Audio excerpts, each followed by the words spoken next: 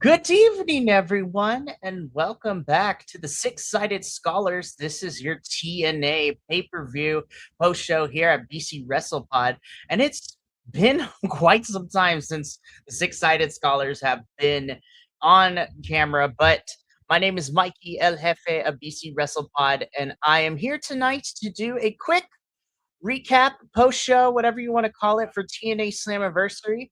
Yes, the date on the slide is correct. The pay per view happened Sunday, June 28th. So that was about a week and some change ago.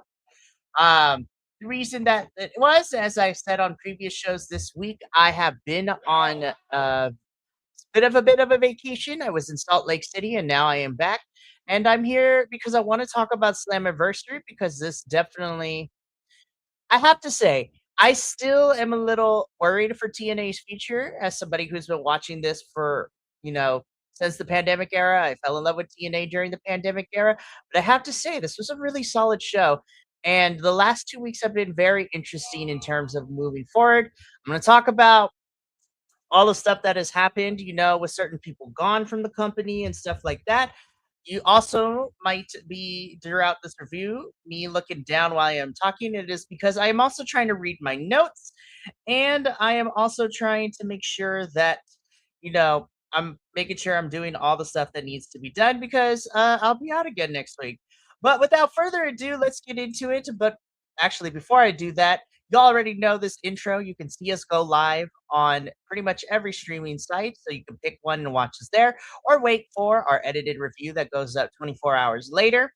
We have merch at our store, bcwrestlepodshop.fourthwall.com.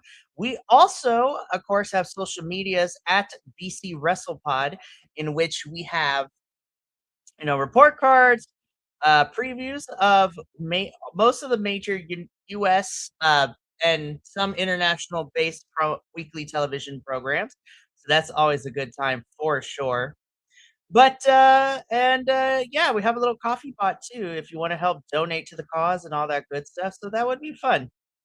Alrighty. But without further ado, let's just get into it, shall we? Because we do have a lot to get into. Excuse me, it has been a busy day here, but it's been also really hot, but we're gonna make it through. Alrighty, let's get into this. So, like I said, I am going to be here to cover the TNA Slammiversary pay per view that took place Sunday, June 28th. We have two matches on the pre show to talk about, and then we are also going to get into the main card as well. So, without further ado, let's us begin. So, on the countdown show, there were two matches to talk about. So, we're going to talk about this one first. So, this was a triple threat match between in the knockouts division. So, this was Indy Hartwell versus Mara Sade versus Elena Black. Now, these three have kind of been around each other for a little bit, and they've kind of been swarming around each other, and they've kind of been beefing in similar capacities, and so everything just kind of came to a head for this one. I'm not gonna lie. I said this along with Radio Will as we got closer to Slammiversary and even on our go home show. These three have kind of been circling around each other, but they're not really been doing much outside of fighting each other on and off. I thought this should have been for a number one contendership match, but that is definitely not the case here. But I will admit, it wasn't the worst thing on the planet. I also didn't think it was really good. I feel like the pace was a little off for this match, which was kind of disappointing, given the fact that I know these three can go. I will say though, the one big positive for me here in this one is Mara Sade. I think that she is somebody who is pretty good in the ring. She's gotten a lot better. She's learning. And I think she just has a star quality and a star presence with her for this one. I really do enjoy her. I love Indy. I think Elena is great. My biggest issue is that I'm hoping that the knockouts will get more featured on television and we'll get to do all that fun stuff. Again, the match itself was nothing to write home about. This was a pretty okay, decent match. After a bit of some back and forth, of course, it would be Elena Black who would end up picking the victory here. I'm really hoping that we start to see Elena in the Knockouts title picture scene because, like, she did get a shot at Sacrifice back in March, but we haven't really seen her do too much of anything. So I'm really hoping that she gets a shot. I would like to see Mara Sade get a shot. I just don't know what the plan is for any of these three.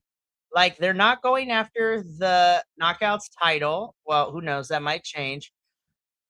But they're all involved in some capacity with the announcement that happened after this match, because after this match, we get the announcement that TNA is introducing a Knockouts Television Championship, which the rule and the whole entire premise of this championship is that this championship would be defended on TNA television, which means, at least from my understanding of the rules that have been set in place, that this new championship is not going to be on pay-per-views, but just for television, which is cool and everything. And I love that. But I'm a little hesitant because of the fact that we talked about this before, that I feel that the knockouts division isn't being booked properly, and having another title just to have another title for me doesn't necessarily bode all the confidence in me for the knockouts being booked better. But hey, I do appreciate that we are going to get everyone involved in the knockouts division, as well as a couple people from the independent scene, which I will talk about after uh, we talk about Slammiversary. But Elena Black picks it up. We get the announcement of the Knockouts Television Championship, and we have a tournament that is going to go into all of it. So this should be interesting and should be fun to say. But the other match that we have on the countdown is this one. This is kind of a grudge match, if you will. These two have been kind of going back and forth a little bit over the last 2 months. We have Eric Young taking on TNA's newest signee, Mr. Bang Bang Sosa himself, Mr. Ricky Sosa. Um, I will say this actually was a pretty good match. I'm going to give this match a lot of credit. I know I have kind of talked about how Eric Young's place on the TNA roster has been very weird, and he hasn't really been doing much of anything since the beginning of this year. And this whole entire feud has been Eric Young, Ricky Sosa not being respectful of the old guard here in TNA, and Eric Young feels like he has to teach him a lesson. However, Ricky Sosa in this match would be the one to kind of turn it around. Eric Young did get some good offense into this match, but Ricky Sosa would fire back. And ultimately, it would be Ricky Sosa who picked up the victory here. I think this is the good place to kind of talk about um, what has been going on. So, you know what? We'll just talk about it here, right? So, Eric Young uh, had this match against Ricky Sosa, and then we would learn last week that Eric Young was requested and granted his release from his contract at TNA. So Eric Young is no longer a part of the TNA roster. He is gone. He is not part of the TNA roster or anything like that. And honestly, to me, I'm kind of a little bit surprised. I know he wasn't really doing much in TNA since the beginning of this year, but I am really surprised to see Eric Young gone. I thought Eric Young would be one of those people that kind of sticks it out um, for the long haul in TNA, but he is done. He has wrapped it up with TNA. He's been granted his release. And according to reports, he is looking to head on over to WWE and NXT to kind of be a player slash coach over there. Which is crazy to me. And again, I know that Eric Young hasn't been doing much of anything in TNA as of late, but it is still kind of a shock that, you have a good veteran in Eric Young kind of leaving TNA to go to greener pastures for all intents and purposes. And I wish nothing but the best for Eric Young. Um, But it's also not really helping TNA's case with everything that has been going on since they're losing talent left and right since November of last year. So it's really unfortunate. So, but Ricky Sosa wins. It seems that Ricky and Leon Slater will be teaming up together, which is cool, and I actually like that. But hopefully, Eric Young will find success out. Not that he's not part of TNA anymore, and I wish nothing but the best for him. And yeah, I want him to find success. So, anywho, now that we've got the countdown out of the way, let's get into the main card. So we kick things off with our Ultimate X match for the X Division Championship. So we have Cedric Alexander technically defending this title against Fabian Eichner, Mr. Elegance, Amazing Red, Leon Slater, who we were told that Ultimate X is his contractual rematch for the X Division Championship, Casey Navarro and Frankie Kazarian. This match was really fun. I really enjoyed it. Everybody got their spots in. This had a good mix of high-paced action, comedy spots, and death-defying stunts, which I love. The only big issue that I had with this is I felt that this match really didn't get into second or third gear.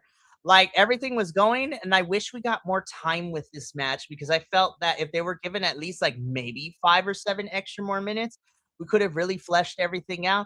But for what we got, this was amazing. Amazing Red and Leon Slater, were the last two towards the tail end of this. It looked like that one of them was going to win. Leon Slater ends up grabbing the title.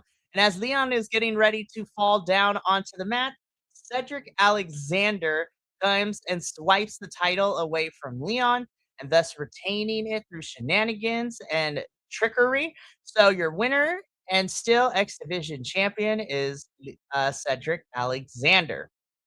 Now, when it comes to the X Division Championship, we did have a number one contenders like multi-man fatal like elimination like match uh within the last 2 weeks. Fabian Eichner won the number one contenders match, so he will be facing Cedric Alexander for the title in the future. So it should be fun.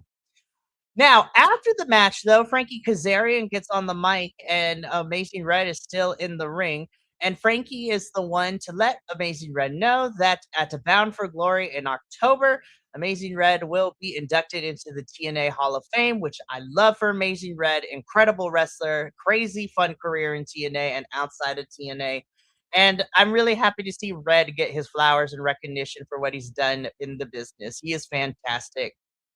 But yeah, Ultimate X I thought was a really fun way to open the main card, and the only real critique I have is I wish it got more time, but this was a fantastic opener for sure.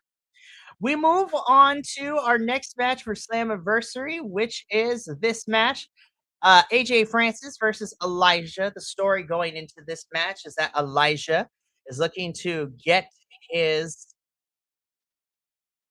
uh, sorry, Elijah to get all his music and catalog and likeness back from AJ Francis and his lawyers. Surprised that there was no like stipulation, like no DQ, not like a crazy match. There was just a regular match. I thought this match was pretty decent. Again, there was nothing too crazy about it, but I don't think it was bad. This was your big man on meaty man match because Elijah's a big boy. AJ Francis is a big boy, and I actually thought they had pretty good chemistry together in this one. Of course, AJ Francis would have his valet consequences out there, causing him some distraction throughout the match. But ultimately, Elijah ends up pick. Sorry, Elijah ends up picking up the victory against AJ Francis. He gets his guitar back, his music catalog, his likeness, all that stuff. And this was a silly story going into Bound for Glory, but needs to be sometimes wrestling just needs to be silly, and we don't need to be serious all the time, honestly. And this was a pretty good match. Again, nothing to write home about, but I thoroughly enjoyed this match, and I had a blast with this one. And it seems that Elijah is heading into another feud very soon, so that should be fun as well. And so is AJ Francis. So it looks like it's AJ and Moose and Frankie Kazarian in some capacity. So should be pretty fun. Now we're going to move on from this particular match and we're going to go into our next one, which is for the Knockouts Tag Team Championships. Of course, this is the Elegance brand versus Rosemary and Ali, who are going by Demon X Bunny. So, really fun match. I actually really enjoyed this one. Again, we had some comedy spots, we had some pretty solid wrestling. Again, the knockouts world, this match didn't go for too long. We got it to at least the 11-12 minute mark. But I really liked this match and I was really happy with the outcome. Rosemary and Ali are your new TNA Knockouts Tag Team Champions. I just feel really bad for the Elegance brand because since they got the tag titles back, they really haven't defended these titles all that often and they really haven't been giving much of a storyline either. And that's kind of unfortunate. And I really want that better for our knockouts here in TNA. But would be remiss to say I am so if I wasn't happy for Rosemary and Ali getting the titles. I really hope they allow Rosemary and Ali to have a fun run, and I want them to actually have a substantial and a decent feud. Like now that Rosemary and Ali have these titles, I just don't want them collecting dust. I want them to be given a feud to defend the titles against. So I'm really hoping that is the case. Again, nothing to write home about. This is a pretty decent match. But I still had a lot of fun with this, and I was super happy of the outcome of Rosemary and Ali picking up the victory here. After this match, we get into our TNA International Championship Open Challenge match. So Mustafa Ali would be defending his title against an opponent in this open challenge. Now we learned uh, prior to this match on the Countdown show, we learned that Santino and Daria Ray have both found opponents for Mustafa Ali. And Mustafa was told on the Countdown show that his match would now be a triple threat. So, in the open challenge, Daria Ray selected Rich Homie Swan to be the opponent. And Santino's pick was Mr. Wuwa Nation, formerly known as Apollo Crews in WWE.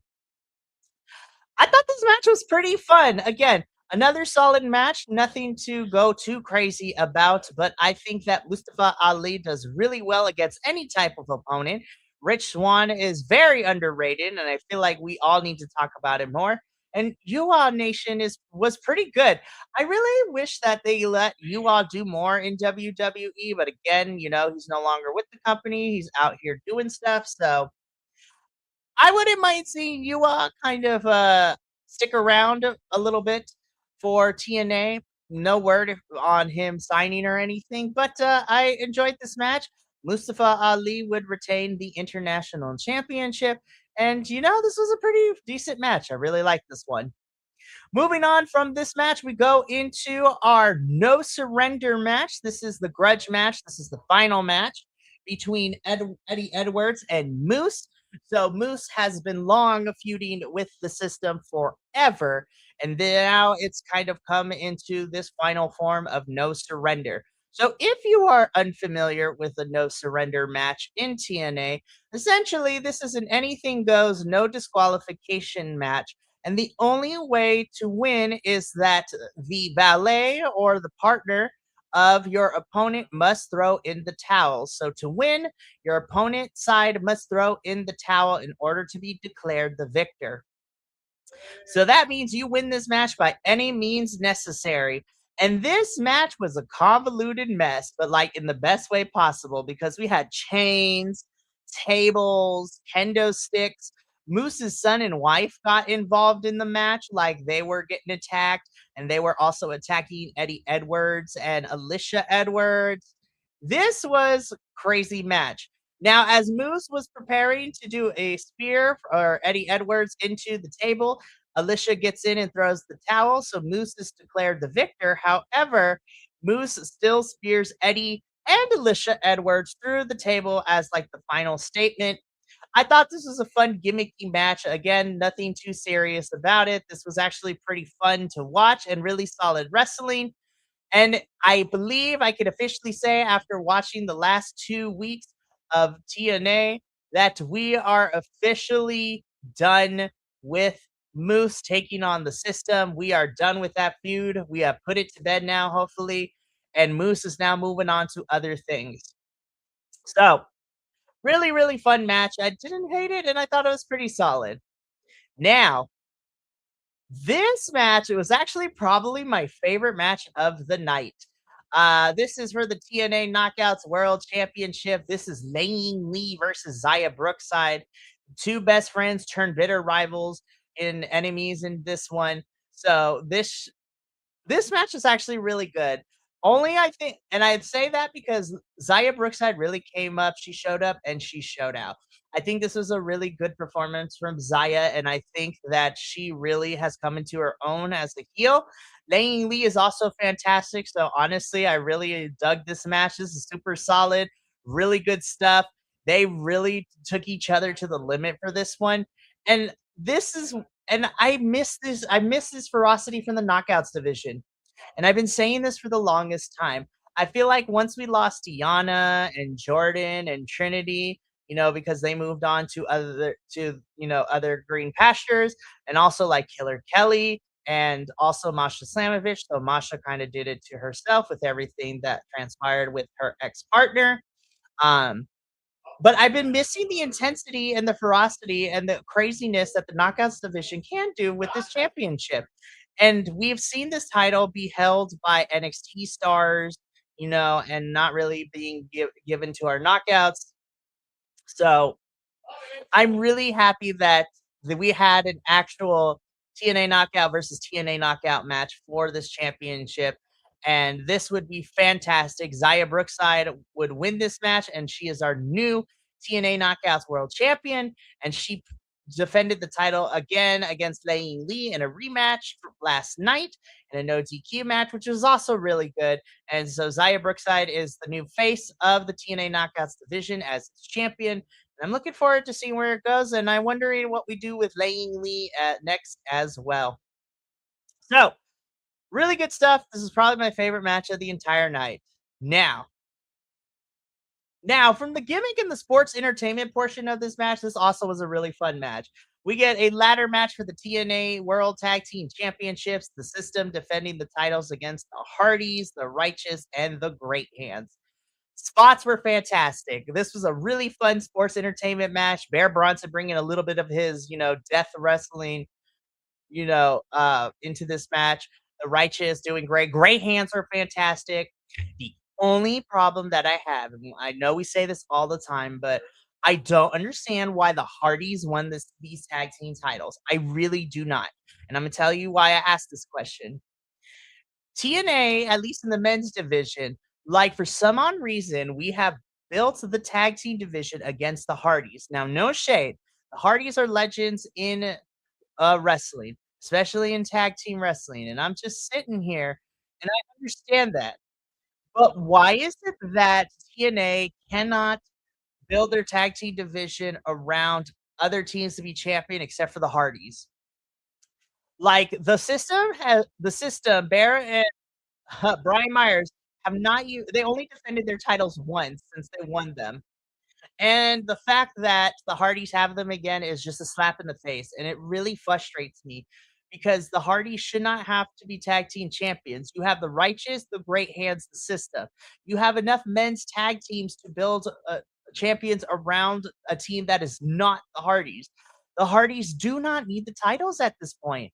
And I understand they bring the nostalgia and they bring the fans, but at this point they have nothing else to prove. They're going to go down as legends. It's time to establish new tag teams, TNA. And yes, I am going to be frustrated and mad about that because I want to see these tag teams, these newer tag teams, these tag teams that don't get these opportunities to get a shot to run with it. The Hardys don't need it, man. You could tell I get passionate about this, but I just want the tag team division to not be built around the Hardys. I don't get it. I really don't. I know that TNA is probably relying again on the nostalgia factor of the Hardys, but they do not need the championships because the Hardys should be putting over other teams, but they're not, and it frustrates me. Anyways, but outside of that, I thought everybody in this match, including the Hardys, They played their parts very well. They all took bumps. This was really fun. I'm just really disappointed that the Hardys are champions again because they don't need the titles. And it sucks to say that. And I know people are going to come after me, but it's time to start building up this division that don't require the Hardys, man. Anyways, we're gonna move on because I could be here forever. So we get into our main event of Slammiversary, which is for the TNA World Championship. This is Mike Santana defending his title against Nick Nemeth. Nick Nemeth is cashing in his Call Your Shot Gauntlet trophy to get this match. And the writing has been on the wall going into here. There was a small part of me that hoped that Mike would retain, but Nick Nemeth, spoiler alert, is your new TNA World Champion. Now, I will say that I really didn't like this match. I thought it was a pretty solid bout between the two. Again, not the craziest or not the like most insane match of the card, but I thought this was a really solid bout. They both brought it. And with the news that, Mike Santana was getting ready to finish up, his contract was coming up in July. I figured that Nick Nemeth would win, and that she sure enough did. So Nick Nemeth is currently our TNA World Champion. It seems that he and Casey Navarro are kind of going at it, which is fun. Mike Santana has reportedly finished up with TNA. He also teased something that on Wednesday, July 19th, he was going to do something. So I don't know what that entails, but according to reports, some people are speculating Mike Santana is going to go to WWE, which would be fun. A lot of people said he would go to AEW, and I'm just sitting here. I'm like, no, I don't think Mike Santana gonna go back to AEW because he came from there. But wherever Mike Santana goes, I'm excited, and I'm gonna support him because he is my Puerto Rican champion forever, and I love him. Nick Nemeth should be interesting as world champion, and we'll see who ends up being the one to dethrone him, if at all, this year. But that's it for Slammiversary. And again, I kind of want to briefly finish up by talking about everything else that has been going on in TNA. Like I said, Eric Young and Mike Santana are finished up with TNA. They are no longer part of the company. Eric Young is reportedly heading to be a coach slash player over at WWE and NXT. Mike Santana, don't know where he is going to end up, but it's some good stuff as well. Leon Slater and Ricky Sosa are looking to become a tag team, which would be fun. Casey Navarro and Nick Nemeth are fighting. Moose and Frankie Kazarian and AJ Francis are involved in some stuff. And then, of course, all the knockouts that are not Zaya Brookside or Demon X Bunny are participating to become the inaugural TNA Knockouts Television Champion.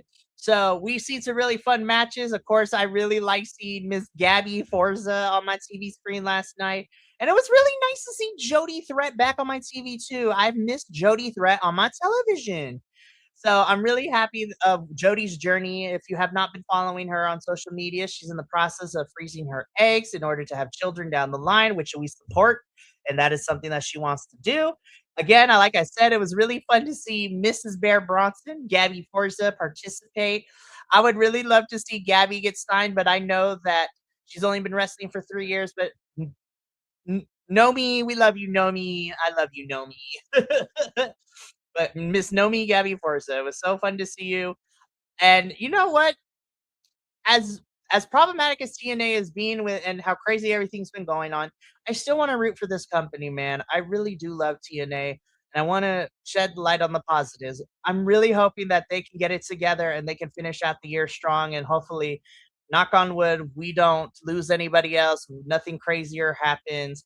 I'm just really hoping that we get everything together. So yeah, that is it for my TNA Slammiversary post show. A little bit, of course, a little bit on the short side, but I appreciate everyone for being here for this one. And I just want to thank everyone for being, following TNA. We've had a lot of changes to our panel, and we've been, experiencing changes with TNA, but I appreciate you all. And that's actually going to be it for this week. We are officially done, and we had a really fun week this week. You know, starting we did Eve 151 on Monday, Forbidden Door on Tuesday, Great American Bash, and CMLL on Wednesday, and we're wrapping things up with Slammiversary here. So next week we will be going dark again. I am trading in my vacation choose for a megaphone because I will be gone all next week. But instead of being on vacation, I will be playing recreations director and leading the charge with another person for camp activities at the campground that I'm going to be staying at all next week. So, but I will be home in time next Friday for a TNA post show. So we're going to go back to our regular scheduled programming. And just to give you a heads up, we have the only show we got going on next week is next Friday, which is our TNA post show. And then I will be doing a live watch along for Saturday night's main event for WWE. And hopefully I'll have some friends join me, which should be fun. But yeah, thank you so much for being here. And from all of us here at Six Sided Scholars, remember, take care of yourself, love one another, stay iconic, and more importantly than anything, you always deserve to finish your story. We'll catch you next Friday for our TNA post show. But until then, sayonara, adios, and until next time, peace and love, y'all.